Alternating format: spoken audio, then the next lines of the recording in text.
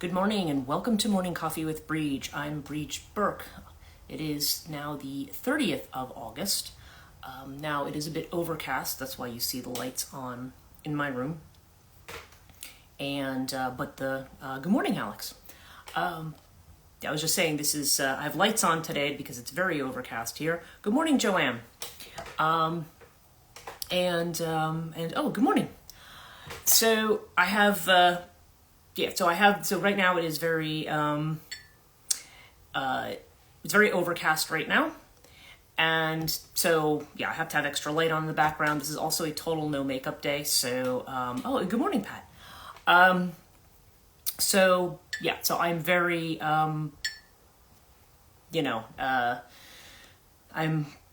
just sort of, it was weird because I got up at 5 today. So it's not like I just got out of bed like a little while ago, but my mind has kind of been all over the place, and I will explain about that today, about what's going on.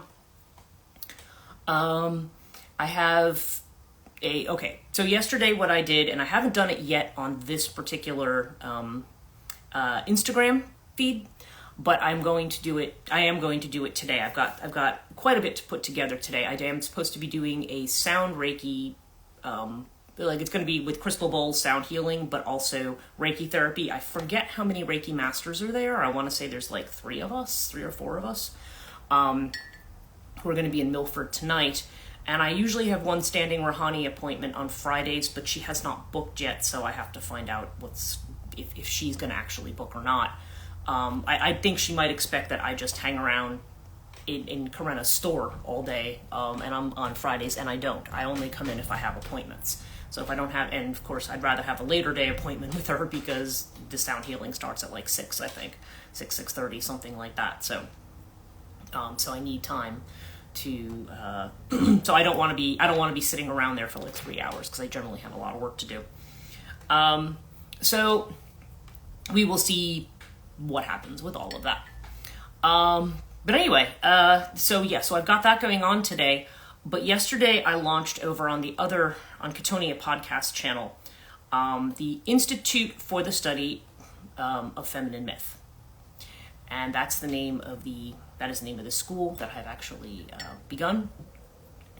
And so the details of this, I'm gonna post it here. I do have a link on the Katonia podcast. I did it in my stories, and I did it on the other, mainly because Katonia tends to be more of the academic arm of what I do here. I mean, what I do on transition life coaching is, I can get, as you can know, I can get deep in academic subjects on this particular live stream, but strictly speaking, the teaching and publishing, including the podcast arm, tends to be over on the Katonia channel, and here this is more about what I do one-to-one with people, healing and doing readings for people and stuff like that, which is not always the interest of people who are on Katonia, so I keep them separate. But I do think that this may be of interest to people here. In fact, I know for a fact that some of you here it is of interest, and I put together a video. Now originally this project was supposed to go on Kickstarter, and but as I went in, now I've done things on Kickstarter before, but that was like, and again, the last campaign I had was a couple years ago, and it wasn't really successful. It didn't have the momentum, and I feel like for a lot of it's because there just wasn't. I always feel like sometimes there's not enough visibility for these projects. Like when you have when you have 5 people who like a project, and you're kind of like, okay, is anybody beyond these 5 people actually seeing it? So I have to do things, I have to boost things and so forth. And really I had to move everything to GoFundMe. And that required some video edits because I had referred to Kickstarter in the video, so I had to take that out. But the video I put together, it's not a long video, it's about 15 minutes. It is linked to my YouTube channel, my Katonia YouTube channel.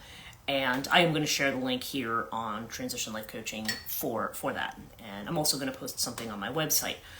I'm going to try to spread the word as much as I can. In fact, there's some of you here, like Joanne, I'm thinking specifically of you. This may be something, if you wouldn't mind sharing this with people in your community, because I think it's something that would be directly of interest to them. But the school is basically looking at, what I'm trying to do, I'm calling it New Thought it's the Institute for the Study of Feminine Myth, New Thought for the 21st Century,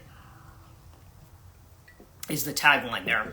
And abso-freaking-lutely, great. Much appreciated there. Good morning, Suda. And yeah, everybody, since you're just joining, I'm talking about this new school that I'm starting. So I put together, I've basically done everything. I did the logo, I did I had to put the website together, and I'm going to do another Wix site. I know, some of you, I know Pat in particular, I can book you on Circle to talk about it. Oh, cool. Okay, that would be awesome. Thank you. Yeah, and I've been wanting to catch up with Circle. I'm a little behind on the recordings. Thursday nights don't always work out for me being able to listen, but yeah, I would love to do that. So it would be so it's just really okay. So what's going on with this particular school is it's about reworking myths. So as I mentioned in my video, I was like, okay, why is it called the School of Feminine Myth? Because people are like, okay, well, there's lots of stuff that needs to be reworked. Like, why are we talking only about feminine myth here? And as I have to point out, it's not that this is like a feminist thing or anything like that. It's not feminine in that respect.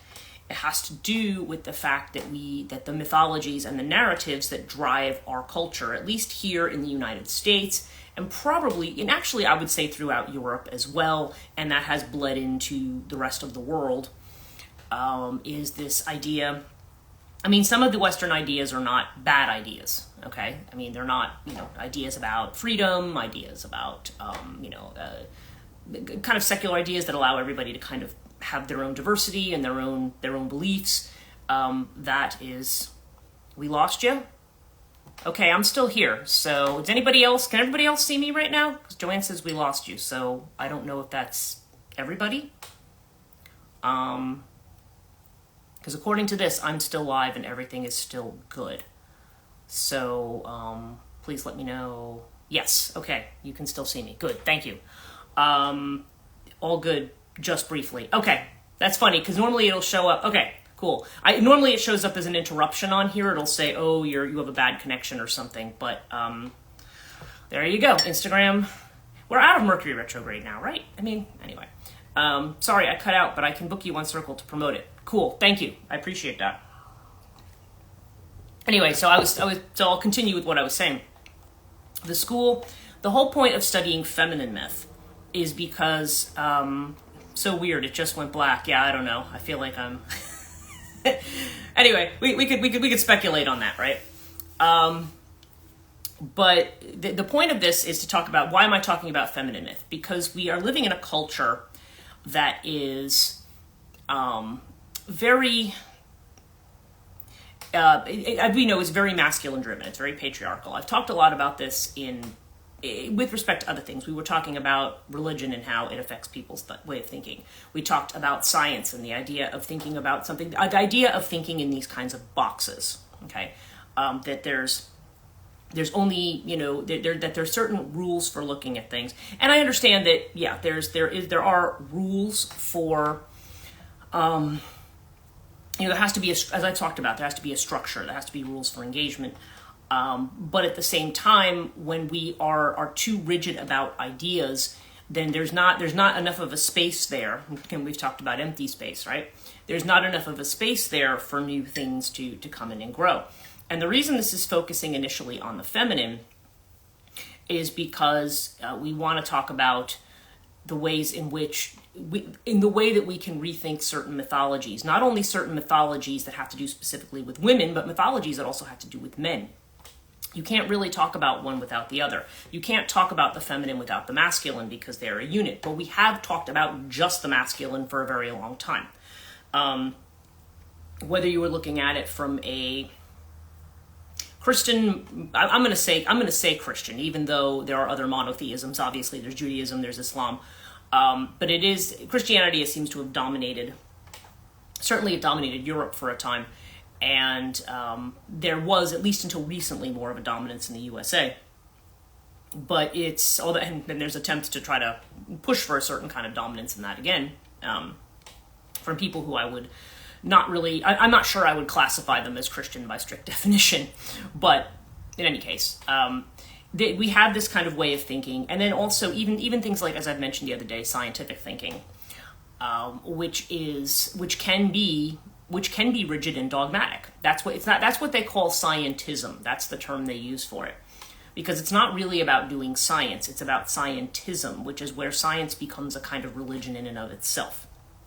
Okay, so it's not that. So again, we are working within an academic structure in this school. There are 4 lecturers right now. Now I'm hoping to expand the number of lecturers. I'm hoping to bring in guest lecturers. I'm hoping to hold workshops. As I've mentioned, I want to do some writing workshops. I would love people. I mean, I have not asked her about this yet, so this is not anything I'm promising. But I'd love to ask Joanna about doing maybe a photography workshop with people.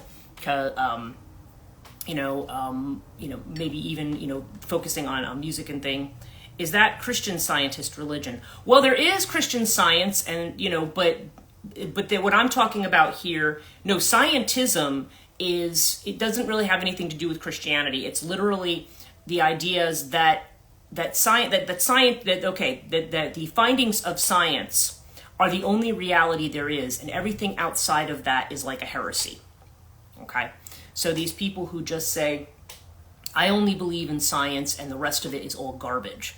That's scientism, because it doesn't allow for the fact, first of all, even scientific theory and law is malleable and dynamic. It's supposed to change. Okay, yeah, that's what I mean by that. There is such a thing as Christian Science, yes. Christian Science, though, is, I don't know, it kind of, well, my problem with Christian Science, okay, is that a lot of it has this, again, it's this idea that rationality and thought can heal the body.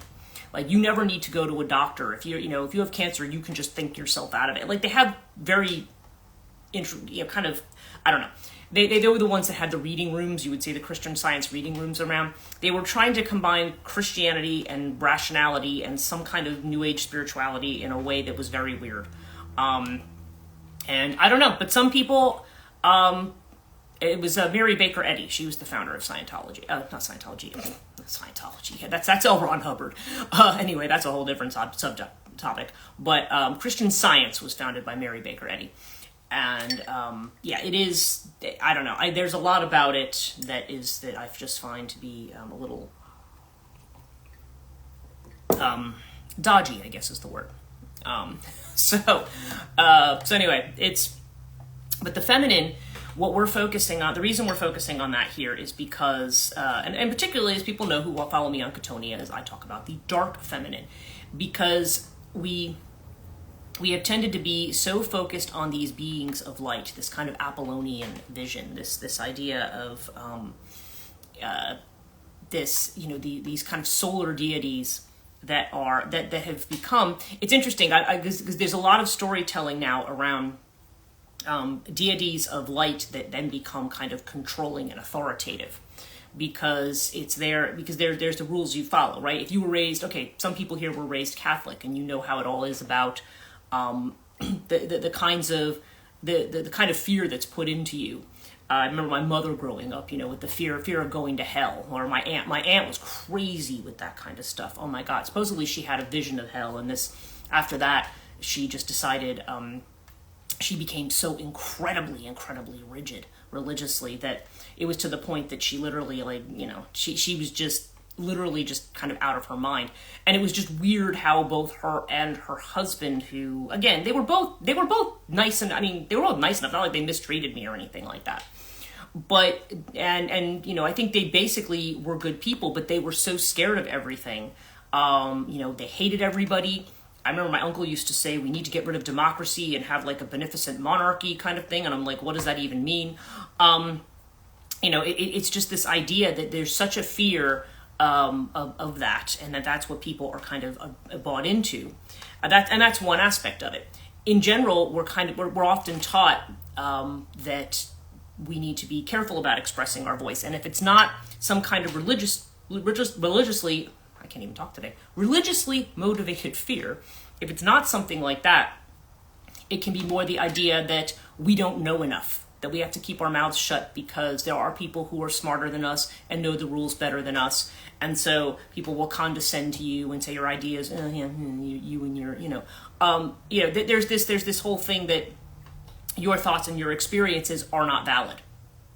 Your any kind of spiritual experience is just woo-woo. You know what I mean? Like there's a thing about that. And I'm saying, okay, while on the one hand, yes, people, it's like tethering the balloon. You don't want to go flying away. completely into the ether, where it's very difficult to take anything and ground it, as I was talking about yesterday. But so you do want to have some kind of a structure in which to operate. But at the same time, you don't want to be very rigidly dogmatic about what's right and what's wrong. It's not a matter like, I understand the whole opinion versus fact thing, but it's also suffocating. Oh, yes. Yeah, exactly. And it's not, I'm not trying to get into the whole, to that kind of a thing. Because again, people will say my opinions are as good as your facts, and that isn't necessarily the case. But that said, I think people's experiences, I think when you're taught something is a certain way and your experience is the opposite of that or different from that. Good morning, Sam. I'm talking about the school right now. That if your experience is different or opposite from that somehow your experience is dismissed and doesn't count. So either you're dismissed or a fear is put into you that, not only are you wrong, but that you are, that your wrongness is going to have terrible consequences. So the other piece of this is that a lot of people go to school, they go to university, and they take courses. University education is very corporatized right now. So when you go to school, it's like now it's a case of everybody has to have a degree, right? When I was younger, the idea that you had to have a degree, it was only like if you were really interested in academics, did you go for a degree? Or if you had a particular type of profession that, where that kind of degree was kind of the stepping stone to getting in. But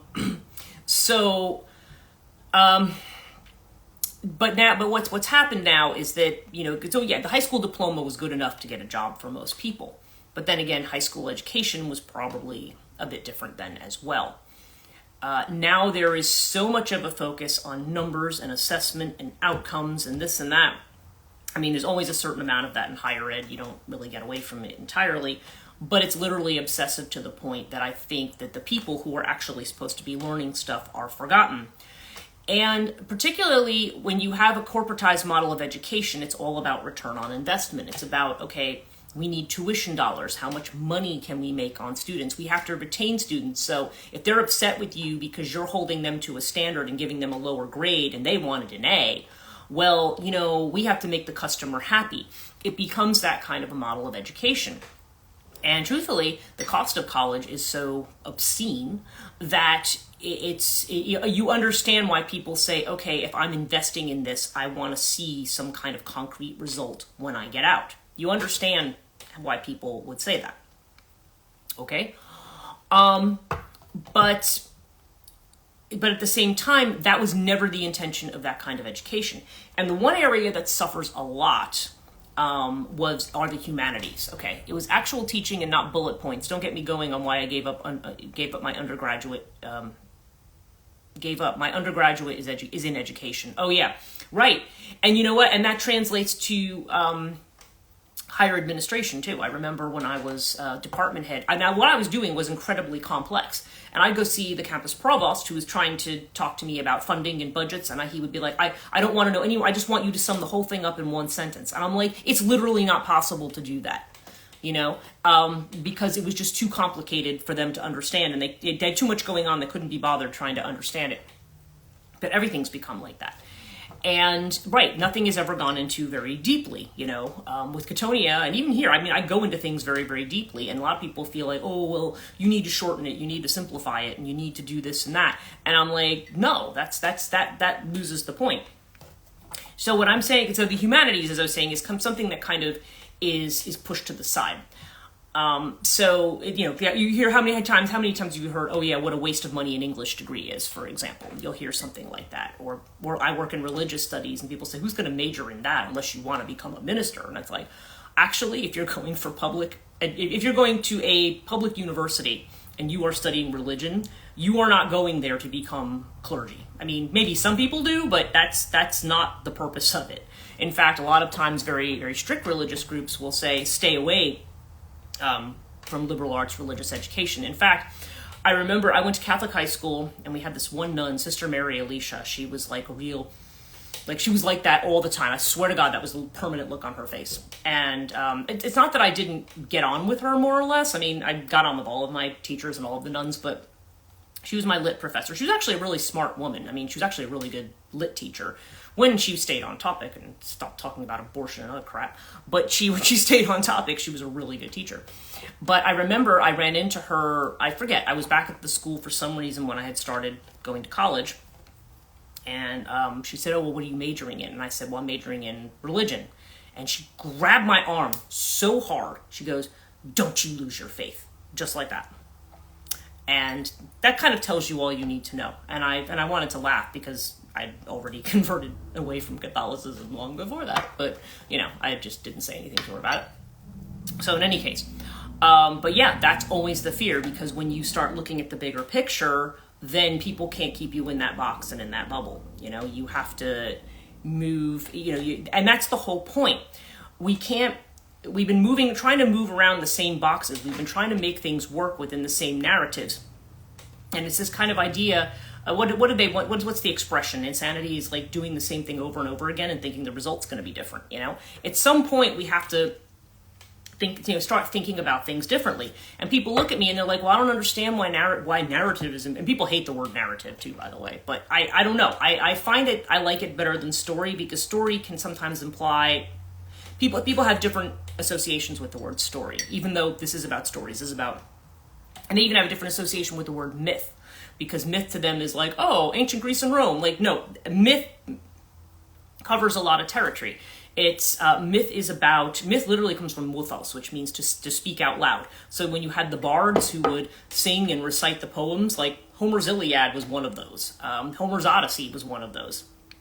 And those are probably the only long form ones that we still have. But that was the idea that was the history and lineage and ancestry of your people, and it would be recited. And of course, yes, it would be a combination of actual historical stuff that went on and the interpretation about the gods and nature and whatever else was around, what they call the zeitgeist, Well, Dante's Inferno, yes. Well, Dante's Inferno's a little bit later than that, so probably not quite part of the bardic tradition. Beowulf, yes, Beowulf was definitely something from that era. The Inferno was more medieval. Dante Alighieri wrote it around, it was probably around in the 1200s, actually, that was written, the Divine Comedy. And yes, it is written as that kind of long form, epic kind of poem. Whether or not it was ever sung anywhere, I don't know. But a lot of times, this is why you have, like, even, you have these societies that had their bard, just like they had, like, their blacksmith, and they had their bard, and they had, you have there are different people who had that function, and those were the people who were the singers, and they would memorize the history. That's why sometimes you will see these repeated phrases and epithets and so forth in these, because it was something they had to do for memory. There was no writing back then. There was nothing was written down. It wasn't until about 700-800 BCE that stuff started getting written down. So, yeah, but when we talk about mythos, we talk about the story that is spoken out loud. And to a certain degree, I extend the definition of myth to any kind of narrative story that we live by. I mean, in my opinion, even people who are total atheists have a narrative. And oftentimes that narrative revolves around science. Truth can be ascertained through scientific method. Truth, what is your standard for truth? What is your belief in how the universe came to be? What's your belief in why you're here? Like, these are all mythical type narratives. Whether you choose to believe a mythical story, as we tend to think of it, about gods or about anything else, or whether you simply believe, well, there isn't anything. I was born and I'm here, and I just, believe in the objective facts of science and nothing else. Well, that's still an interpretation that you have of the world that you live in. So it's important to think about the interpretations that we have, because most of them are unconscious. We just go by narratives automatically because it's what we were taught in school, because it's what maybe we were taught in our family, maybe because it's something we were taught, just socially, just through what's thrown at us. That's why we have to, know how to pick through information and say, okay, what information here is true and what is meant to be trying to make me adopt a certain story or point of view. And one of the things I say in the video is that Joseph Campbell had made this statement, and he's not the first one to make it, really, but he did make the statement in The Power of Myth, where he says, if you don't have your own mythology, somebody else is going to force theirs on you. As Dr. Dell, one of my professors at Montclair years ago, he's long since retired, he was an English professor, and he taught a brilliant, yep, and asked why, and why this now? Yep, yeah, exactly. And but Dell had often said, the way he had put it was, he said, if you don't adopt your own mythology, and he had his own version of what the cultural mythology was. He had said it, how did he put it? He says, he was actually kind of like the hero myth, like, that you have the child who grows up in the pastoral setting and then fights the father on the darkling plain and then eventually ends up back in the ocean. That was the way Dr. Dell characterized the mythology. And it was weird because it was in the mid-1990s that he said that. And while I was taking that class with him, Billy Joel released his song River of Dreams. And I remember him saying to me, he's like, I couldn't have planned that. I mean, because literally that's what he talks about. We all end in the ocean, we all start in the stream. I mean, he literally goes through the narrative and he's like, and in the middle of the night I'm walking in my sleep. You're just not, he says, I couldn't have, but that's the thing. There's a mythology, he says, but if you just simply accept that mythology, he says, if you don't find your own path, then somebody else will impose theirs on you. The way he put it was, they will shove it down your throat. That's the way he would put it. And that happens to a lot of people. There's a narrative that you are expected to accept. And so what this school is about breaking out of those narratives, breaking them down. Because we need to, and it's not because the school is trying to impose a narrative on you. It's because you want to work through the process, learn other points of view on existing narratives, and then the creative work that you do is you being able to see what you're working out. And that's what I mean, there's no grades in this school. Nobody's being graded on anything. It's just a matter of, did you complete the project? And you're going to have feedback from faculty who are going to help you, provide you with a structure to think through the process. And I've chosen all faculty who I think are all really, really good. I have Dr. Joanna Madlock, who's been on my other one. She's from Poland, and she is a brilliant teacher, and she is going to be talking probably largely about Slavic mythology and Eastern European myths like Baba Yaga.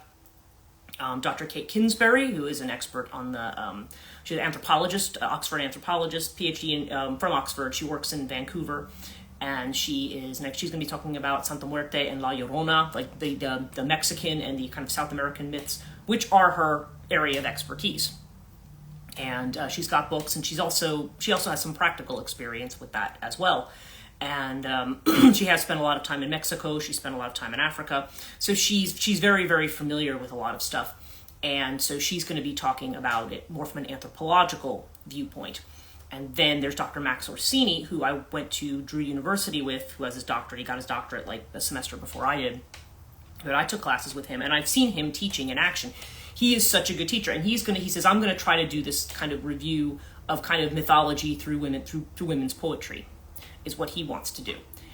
He says, I feel like maybe I don't really fit into this group. And I'm like, yeah, actually you do, because he is somebody who is just so open to those ideas, and he's so good at working with students, especially on things like poetry, things that are very, things that can be very, very subjective in terms of our interpretations, and being able to talk people through whatever the difficult points might be without being, judgmental about it, with not being like encouraging them in the things that really resonate or that really work, and saying, wow, this really feels like this, and this is really where I think you should go with it. Like he was like that in class too. Like it just made it.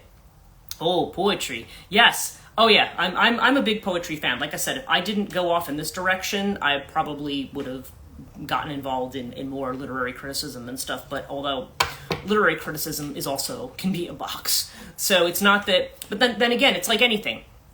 You learn what the structures are, and then you're like, okay, because a lot of times it's very hard to, it's hard to find your footing when you don't have the background. So you're learning from people who are credentialed, who have studied this, who know this stuff. This is their life, or they've lived it, and they know it.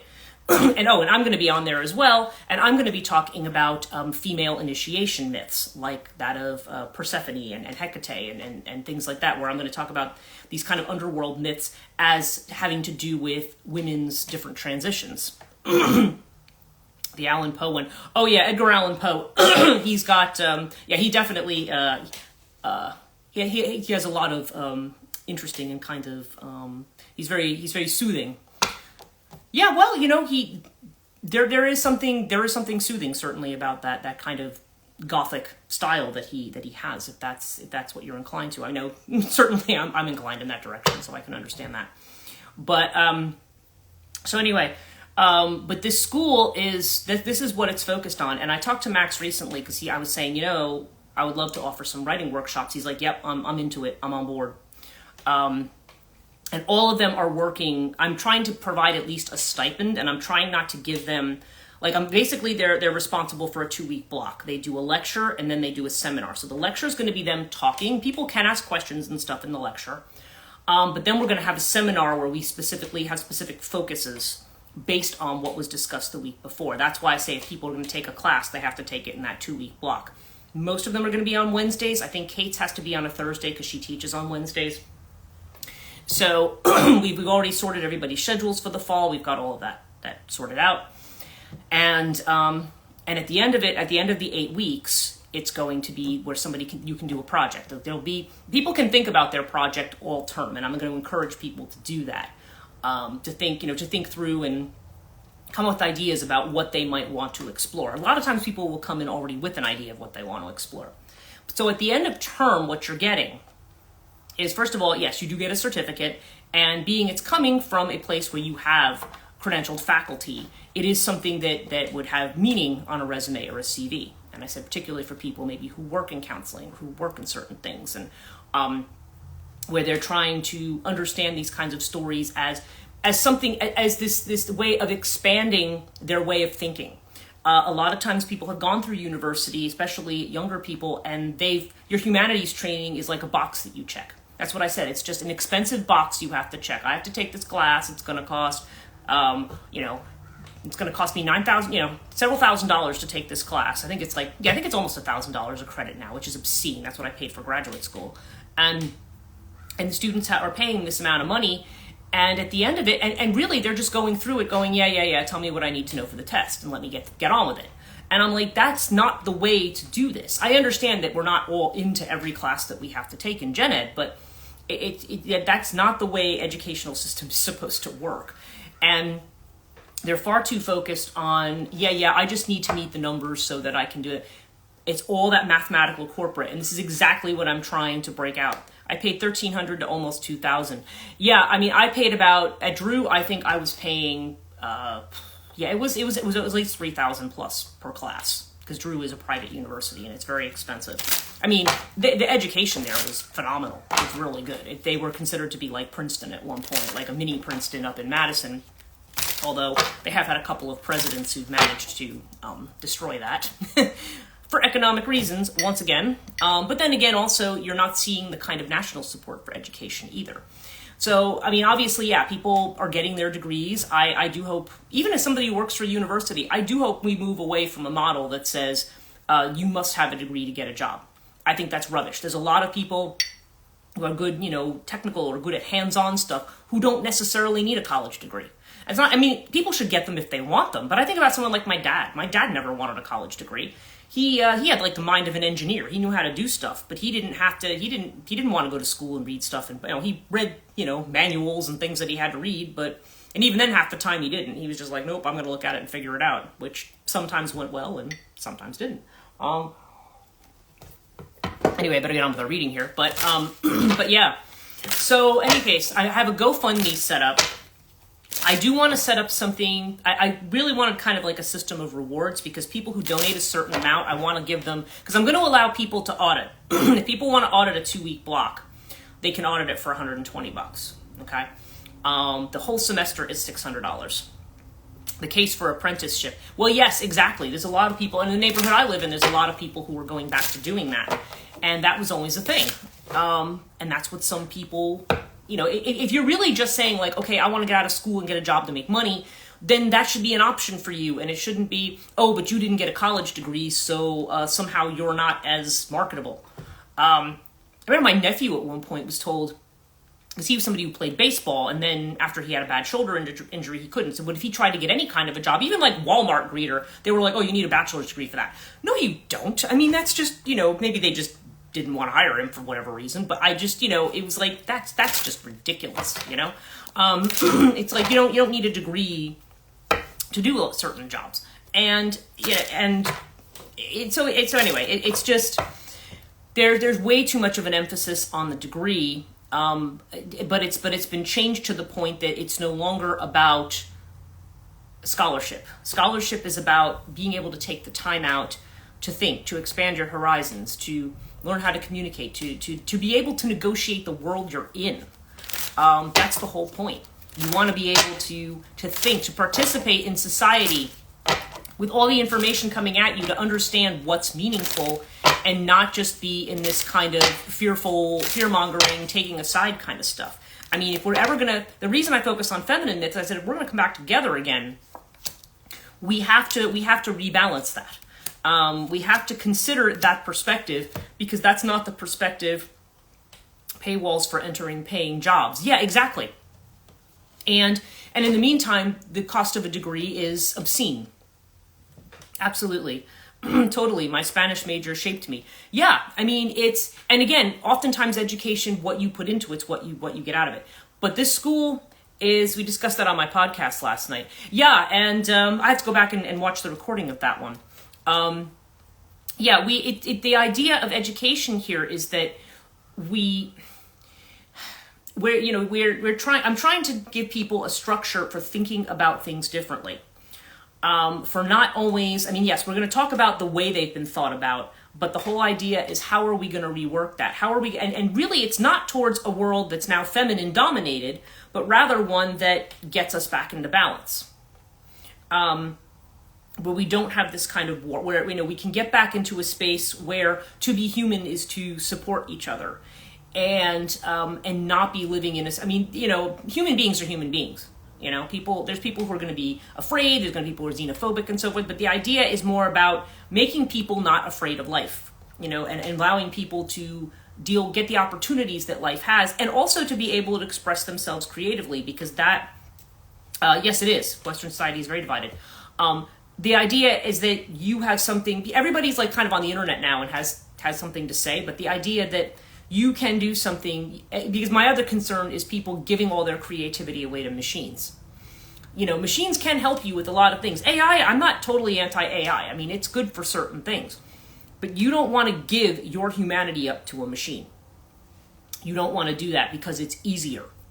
And then you just kind of drift along unconscious. You don't actually live your life that way. So this is about trying to get people back in a space where they can think and they can live their lives. Like I said, tuition is going to be far less. I still have to charge a certain amount because I need to pay stipends to people. I need to pay people because if they're going to review projects, that's part of their existing workload. So I need to charge something. But for a full term plus a project, we're going for $600 in tuition. People who donate in advance, I would like to be able to say, okay, if they donate up to certain amounts, they might get to audit 2 weeks for free. Or they might get to take an actual semester for free if they donate enough money.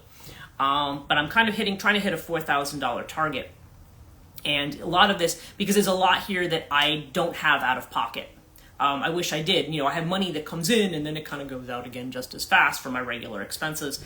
And I don't want to keep running up credit for things. I want to be able to just and I want to have a separate bank account for this that's just dedicated to the school. And for whatever I do, I'll pay myself out of it. But that's going to be for school, for expenses, for faculty. That's what this money's for. So anyway, I am kind of taking a little time out today to make a plug for this school, but I think it's incredibly important. So even people maybe who aren't ready to take classes, if anybody wants to support, and I am going to have a page of donors and people who support as well on the website. So anyway, wanted to share that. Watch the Cybermen episodes of Doctor Who. You'll see why it scares me. Yeah, haven't seen it. I have to say I've not really watched Doctor Who, but oh yeah, I'm sure that's one example, and I'm sure there are plenty of why. Actually, I just finished editing this novel for somebody, which I think is great. It's like a 21st century Alice in Wonderland, but it's terrifying because it does kind of, it kind of portrays the kind of landscape that we have in this way that's really, I mean, it does have a good ending, but it's just like, it has this very, very, the kind of bleak landscape that we're in psychologically and, and culturally, and the way in which it feeds on us is just, yeah, it is pretty terrifying. Okay, let's get into our reading for today. Cool. Yeah, when this book comes out, I'm definitely going to help her promote it. She's on my Patreon, and she calls me up. She wants me to go visit her up in she stays in a cabin up in New York State, and I'm like, well, if I don't know if I'll actually even have time to do that, but in any case. Okay, our first card is slowing down. Okay, we have the Knight of Pentacles. So slowing down, this is a card of, actually, astrologically, things are slowing down. It's not a Mercury retrograde slowdown, but things are getting quieter. We're going to have some breathing space, I think. And in that space, we have the Creator as our internal feeling of which we're not aware. So again, yeah, this idea of slowing down so that we may have this creative spark. Right now, our external feeling of which we're aware is this suppression. And actually, it's interesting because we're talking about the school, and I'm saying, yeah, that's kind of it. We're so distracted with the day-to-day stuff that we think we don't have time to be creative people. We just have to kind of go through the routine of whatever. But all of us have a voice, and all of us have something to express. So this is about releasing what's suppressed. And as I was saying, I've said recently to people, sometimes creativity is also a way to deal with past trauma as well. Because there's the mythologies of the culture, there's our lived experience, and then there's how we integrate the two. And the creative process is a way of integrating that material. It's a way of integrating the external and the internal. And that's what we want to focus on here, is to help people through that process, to think about things differently, especially people who feel like they're stuck all the time. And that's part of it. I mean, we get stuck. We think, well, oh, wouldn't this be nice and this be nice? Oh, but this is the way it is. So, oh well, I guess I'm stuck here. Well, no, you're not necessarily stuck where you are. And certainly, at least in terms of our own personal happiness, if nothing else, and our own personal sense of peace, we may want, having an opportunity to work through things would be beneficial. Because we have the experiencing card here, the Three of Wands. So Three of Wands, again, this is the idea of collaboration. This is the idea of your ship coming in, of manifesting something, and actually experiencing something, experiencing life, rather than just distracting yourself with a bunch of stuff and your head is always somewhere else. It goes back to the thing, like I think I'd mentioned when I saw Amma, where she was talking about the man who was eating, who goes in to get his favorite ice cream, and his mind is so full of thoughts, but by the time he gets down to the last scoop or last bite, he never tasted it. And that's the way we go through life a lot of the time. And it's like, how do we adjust that? How do we change that narrative? We live in a world with so much technology and so much stuff, and we always tend to use it in these very fearful kind of ways, and manipulative kind of ways. Maybe we can use it. Why are we not using the stuff that we have to make our lives easier, so that we can spend time creating, that we can spend time enjoying, And the outcome we have here is the Trust card. Okay, taking a leap of faith. So that's very interesting.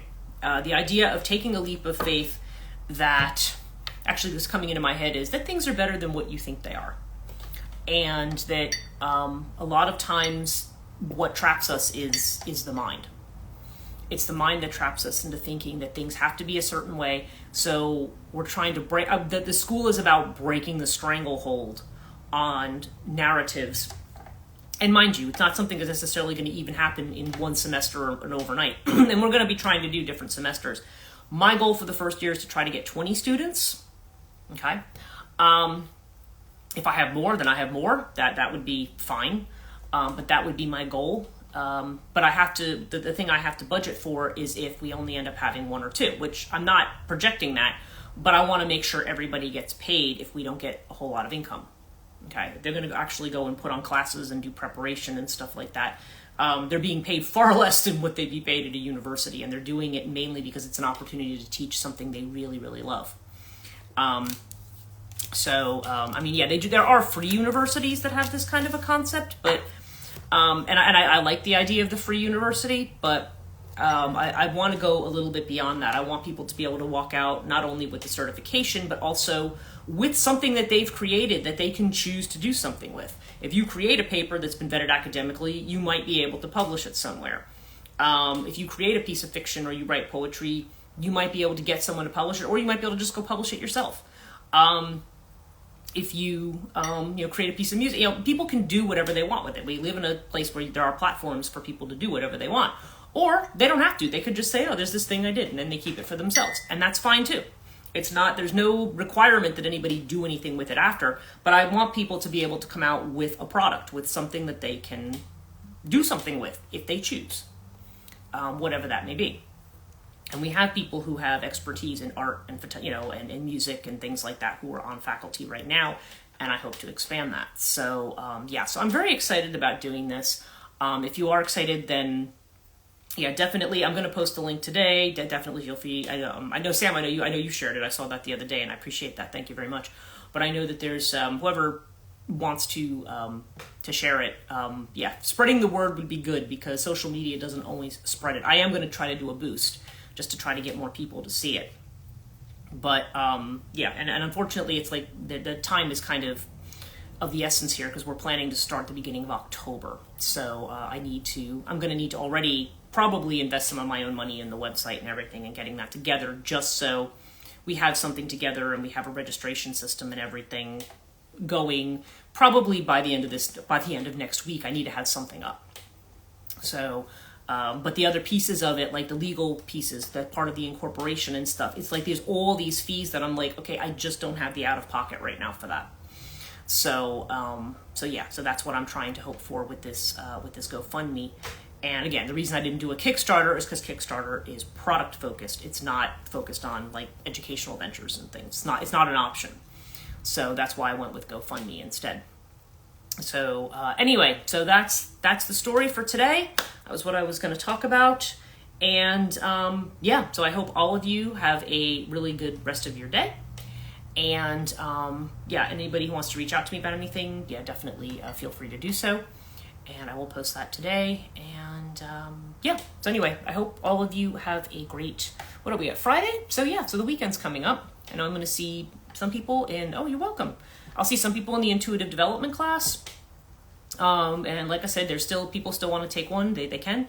Oh, you're welcome. And so I will see all of you. Awesome news. Thank you. Thank you. You too. Yes. Thank you guys all so much for being here and for your support. And I will see you tomorrow. Take care.